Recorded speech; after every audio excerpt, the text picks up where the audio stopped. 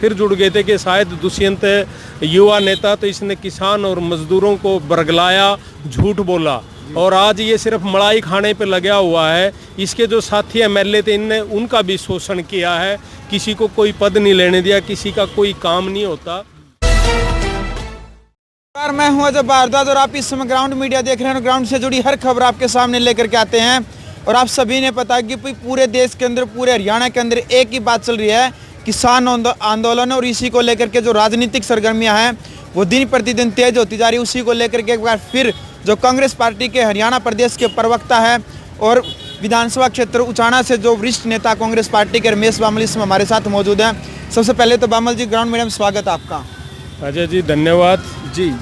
तो सर, कहना चाहूँगा कि क्या कहना चाहेंगे, क्योंकि कांग्रेस पार्टी की बड़ी जिम्मेदारी भी है आपके पास भी और लगातार जो किसान आंदोलन की जो आग बढ़ती ही जा रही है आंदोलन को लेकर के, क्या कहना चाहेंगे? ये कानून जो भारत सरकार ने जो लागू किए गए हैं, जो 3 अध्यादेश किसानों के ऊपर जो लागू किए गए हैं, वो सही है या गलत है?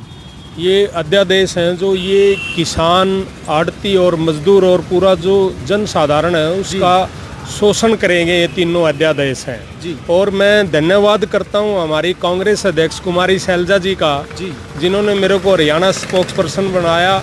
और मेन मुद्दा है जो जिम्मेवारी दी है मैडम ने हमें, ये जिम्मेवारी दी है कि आप हल्के में जाएं, अपने ज़िले में जाएं और लोगों से मिलें। जो किसान और मजदूर है, जो लोगों की समस्याएं हैं, उनको आप मीडिया में लेके आएँ और कांग्रेस पार्टी को उनके बारे में जो हैं उनका लिखित में दें कि क्या क्या समस्याएं हैं और अवगत कराएं पार्टी को। बिल्कुल। विधानसभा क्षेत्र उचाना से ही दुष्यंत सिंह चौटाला जो हरियाणा के उप मुख्यमंत्री हैं, बारंबार कहा जा रहा है कि वो बीजेपी से इस्तीफा दे दे, बीजेपी से इस्तीफा दे दे।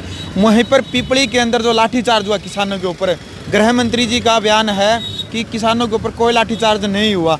क्या कहना चाहेंगे पिपली कांड को लेकर के भी? और उचाना के अंदर जो दुष्यंत सिंह चौटाला यहाँ के विधायक और आपका भी ये कर्म भूमि आपकी भी है, यहीं से भी आप प्रयास करते हैं बार बार, आपका जो सामाजिक कार्यों का जो क्षेत्र है उचाना ही है, क्या कहना चाहेंगे आप? देखो अजय जी, शुरू से ही भारतीय जनता पार्टी है जी, झूठ बोलने के अलावा इनके पास कोई काम नहीं है। जी जी। आप ये स्टेटमेंट देते हैं और उस स्टेटमेंट पे रिएक्ट कर जाते हैं 2 मिनट में कि हमने तो ऐसा कहा नहीं जी। अब ये कहते हैं कि हमने किसानों के ऊपर कोई अत्याचार नहीं करे। क्या ये जो वीडियो वायरल हो रहे हैं, जो वहाँ सरेआम उनको लाठी और डंडों से पीटा जा रहा है, क्या इनको झुठलाया जा सकता है? तो इस तरह के गृह मंत्री को इस तरह के बेतुके बयान नहीं देने चाहिए। रही बात चौटाला परिवार की, चौटाला परिवार ने हमेशा ही किसान और मजदूर हैं जो इनका दुरुपयोग किया है, इनको झूठे लुभावने वायदे किए हैं इनको साथ और कभी भी ये खरी नहीं उतरी। देखो चौधरी देवीलाल जी की कोई और बात थी, लेकिन जब से ये चौटाला परिवार है ना तो बड़े चौटाला साहब ने, ओम प्रकाश चौटाला ने देश के किसान और मजदूरों के लिए कभी कुछ नहीं किया, ना ही इन्हें दुष्यंत ने कहा, क्योंकि लोग इसके साथ फिर जुड़ गए थे कि शायद दुष्यंत युवा नेता, तो इसने किसान और मजदूरों को बरगलाया, झूठ बोला और आज ये सिर्फ मलाई खाने पे लगा हुआ है। इसके जो साथी एमएलए थे इनने उनका भी शोषण किया है, किसी को कोई पद नहीं लेने दिया, किसी का कोई काम नहीं होता। तो आज जो दुष्यंत चौटाला था सिर्फ पैसे खा रहा है, ये अपने रिश्तेदारों को पैसे बना रहे हैं। इसके जो रिश्तेदार हैं नाना जी जो शराब के व्यापारी हैं, तो दुष्यंत चौटाला भी एक बहुत बड़ा शराब का व्यापारी है। इसने किसान और मजदूर से कुछ नहीं लेना, इनको सिर्फ नोट हड़पने से मतलब है। इसने बेड़ा गर्क कर दिया हरियाणा के किसानों। बिल्कुल सर, कुछ ही दिनों में बड़ौदा की यदि बात करते हैं, बड़ौदा के अंदर भी उपचुनाव होने जा रहा है। क्या लगता है इतना कुछ होने के बावजूद भी, क्योंकि हड़ताल पे हड़ताल, आंदोलन पे आंदोलन चल रहे हैं, कहीं पीटीआईओ की बात करें, कहीं किसानों की बात करें, लगातार जो धरने प्रदर्शन किए जा रहे हैं, बड़ौदा के अंदर जो कांग्रेस का लगातार गढ़ होता, 3 बार वहाँ से कांग्रेस पार्टी का विधायक रहा है, अब की बार बीजेपी और जेजेपी गठबंधन से वहाँ चुनाव मैदान में आने वाले हैं। क्या लगता है वहाँ पर कांग्रेस पार्टी दोबारा से अपनी जीत दर्ज करा पाएगी? बिल्कुल कांग्रेस पार्टी जीत दर्ज कराएगी। अजय जी, मैं यहाँ थोड़ा सा एक्सप्लेन करना चाहूँगा कि जो कांग्रेस पार्टी है, आप पूरा इतिहास उठा के देखिए, यदि औरत को फ्रंट फुट पे लेके आई है, यदि औरत को सम्मान मिला है तो वो इंदिरा जी की वजह से मिला था। यदि किसान और मजदूर हैं जो गरीब तबका है, यदि उनको न्याय मिला तो वो कांग्रेस पार्टी की वजह से मिला है। और जितने भी कानून जो किसानों के हक में आए वो कांग्रेस पार्टी लेके आई है और हमेशा किसानों की भलाई के लिए काम किया है। और जब से कांग्रेस अध्यक्ष शैलजा जी बने हैं तो कांग्रेस पार्टी में ना एक नई जान आ गई है। और आज जो लोगों का पूरा कॉन्फिडेंस है वो मैडम शैलजा की अध्यक्षता में है। रही बात भूपेंद्र सिंह हुड्डा की, भूपेंद्र सिंह हुड्डा एक अच्छे सीनियर नेता हैं और उनका गढ़ है। तो इसलिए ये जो आज जोड़ी है अध्यक्ष कुमारी शैलजा जी की और हुड्डा जी की, कोई भी आ जाए तो फतेह कांग्रेस की निश्चित है। और मैं ये बता दूं कि जो ये 3 अध्यादेश आए हैं ना, ये एक काला अध्याय है। आज किसान है जो वो जागृत हो चुका है और अपने हक के लिए वो लड़ाई लड़ रहा है, और जिस तरह किसानों पर अत्याचार हुए हैं वो आप सबके सामने है। चलिए सर, क्या किस तरह की रणनीति रहेगी कांग्रेस पार्टी की आगे किसान आंदोलन को लेकर के, जो 3 अध्यादेशों को लेकर के पूरे हरियाणा के अंदर कांग्रेस पार्टी की तरफ से भी लगातार धरने प्रदर्शन किए जा रहे हैं, डीसी को, प्रशासन को हर डिस्ट्रिक्ट वाइज ज्ञापन सौंपने का कार्य किया जा रहा है, किस तरह की आगे की रणनीति रहेगी? हमारी जो कांग्रेस की रणनीति है वो सबसे पहले तो जो ये 3 अध्यादेश आए हैं हर हालत पे इनको रद्द करवाना एक तो फर्स्ट प्रायोरिटी है। दूसरी प्रायोरिटी कांग्रेस की ये है कि जो किसान है और जो मजदूर है और जो आड़ती है, ये एक ऐसा बुनियादी ढांचा है, तो कांग्रेस की सबसे पहले प्रायोरिटी रहेगी कि इस बुनियादी ढांचे को दोबारा और मजबूत किया जाए पहले से।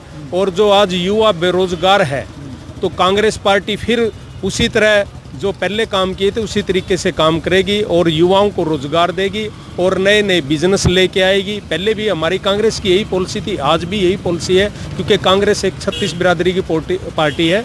ये जात बिरादरी के ऊपर या धर्म के ऊपर कांग्रेस ने आज तक कभी राजनीति नहीं की, ना ही की। सिर्फ इसने देश के लिए हमेशा राजनीति की है। देश सर्वप्रथम है और देश के नागरिक सर्वप्रथम। बिल्कुल। चलिए, बहुत बहुत धन्यवाद जी ग्राउंड मीडिया से बात करने के लिए।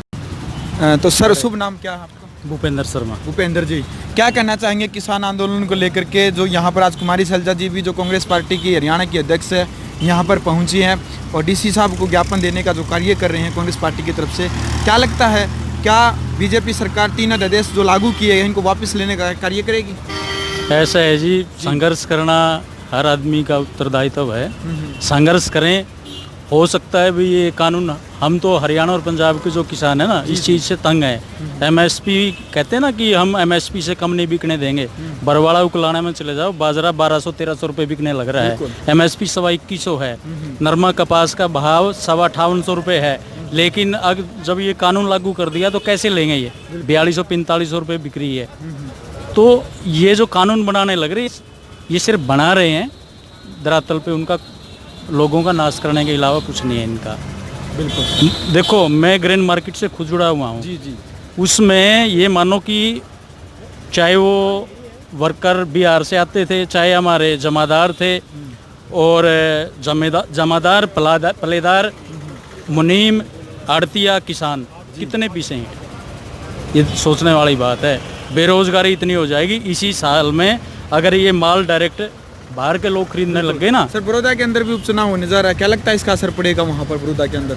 मेरे ख्याल से तो 100% असर पड़ना चाहिए। ये सीट मुश्किल जीत पाएगी बीजेपी इस कारण से, सिर्फ इस अध्यादेश के कारण से। वैसे तो कुछ भी हो जाता, जो इन्होंने अभी ये कानून बनाया है इससे ये अपना। बहुत बहुत धन्यवाद से बात करने के लिए। तो तमाम जितनी भी जो जानकारियां हैं किसान आंदोलन से जुड़ी हो या हरियाणा के अंदर जो राजनीतिक सरगर्मियां हैं, हर एक पहलू के ऊपर ग्राउंड मीडिया की नज़र रहती है और सबसे पहले जो न्यूज़ होती है, चाहे बड़ौदा उपचुनाव को लेकर के हो, चाहे किसान आंदोलन को लेकर के हो, सबसे पहले लेकर के आने का प्रयास करते हैं। तो ग्राउंड मीडिया की इस वीडियो को आप ज़्यादा से ज़्यादा शेयर करें ताकि लोगों के अंदर जागरूकता भावना बनी रहे। और जी हाँ, यदि आपने अभी तक चैनल को सब्सक्राइब नहीं कर रखा है तो चैनल को सब्सक्राइब करें और बेल आइकन जरूर दबाएं। ग्राउंड मीडिया के लिए जिला जींद से मैं जब भारद्वाज।